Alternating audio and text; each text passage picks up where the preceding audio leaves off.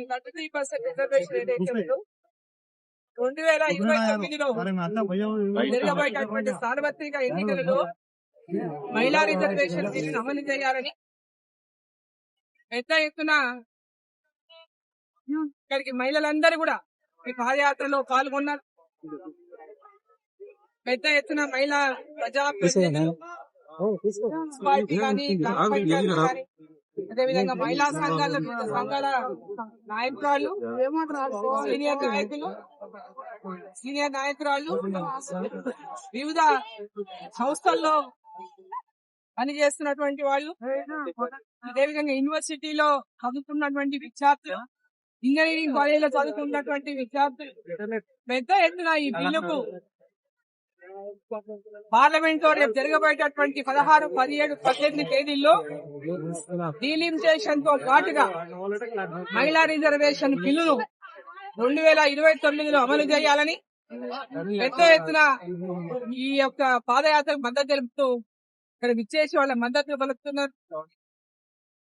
16, 17, 18 3 ప్రత్యేక పార్లమెంటు సమావేశాలు 3 రోజులు జరగబోతున్నాయి. మరి సమావేశాల్లో సంవత్సరాలుగా ఎదురుస్తున్నటువంటి చరిత్రాత్మకమైనటువంటి నిర్ణయం దాదాపు 40 సంవత్సరాలుగా మహిళా రిజర్వేషన్ బిల్లు కావాలని ఎదురు చూస్తున్నటువంటి మహిళలు నరేంద్ర మోదీ గారు ప్రధానమంత్రి అయిన తర్వాత వారు మహిళలకు ఇచ్చిన మాటను నిలబెట్టుకొని మహిళా రిజర్వేషన్ బిల్లును పార్లమెంట్ లో పాస్ చేయించి మరి ఇప్పుడు రాబోయేటటువంటి 2029 సార్వత్రిక ఎన్నికల్లో ఈ బిల్లును ప్రతి 20 సంవత్సరాలకు ఒకసారి జరగబోయేటటువంటి డీలిమిటేషన్ లో భాగంగా ఆ డీలిమిటేషన్ తో పాటు మహిళా రిజర్వేషన్ బిల్లును కూడా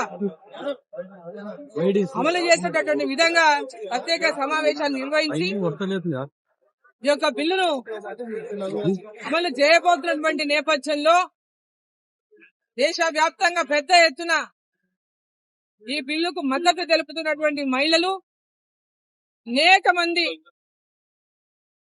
భారత పౌరులు, యువకులు, యువతులు ప్రతి ఒక్కరు కూడా మహిళలకు అసెంబ్లీలో గాని పార్లమెంట్ లో గాని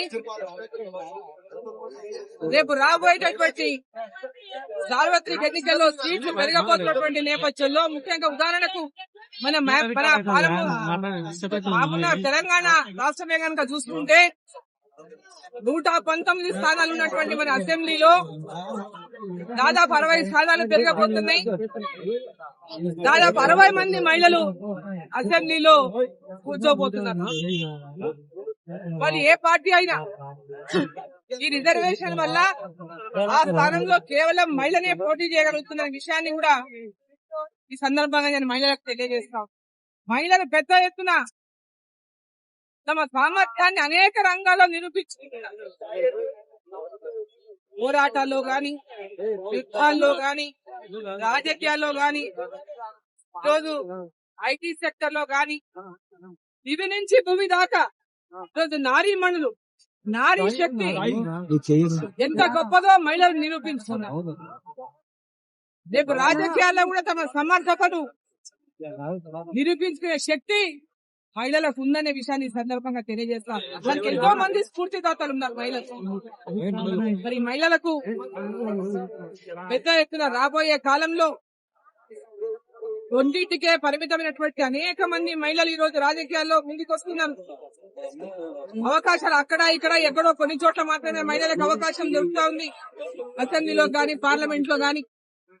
ఈ రిజర్వేషన్ వల్ల ఉదాహరణకు మన మహబూబ్నగర్ జిల్లానే చూసుకుంటే ఉమ్మడి మహబూబ్నగర్ జిల్లాలో 14 స్థానాలు ఉన్నాయి అసెంబ్లీ స్థానాలు.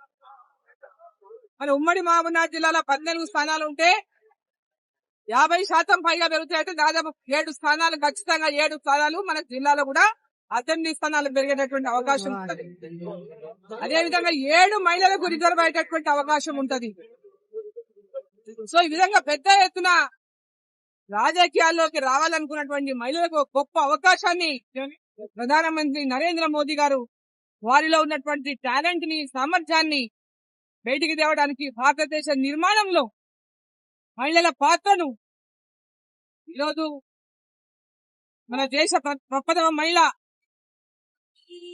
ద్రౌపది ముర్ము గారు ఒక గిరిజన మహిళ, వారికి అవకాశం ఇచ్చి మహిళల యొక్క గౌరవాన్ని పెంచి ప్రధానమంత్రి నరేంద్ర మోదీ గారు.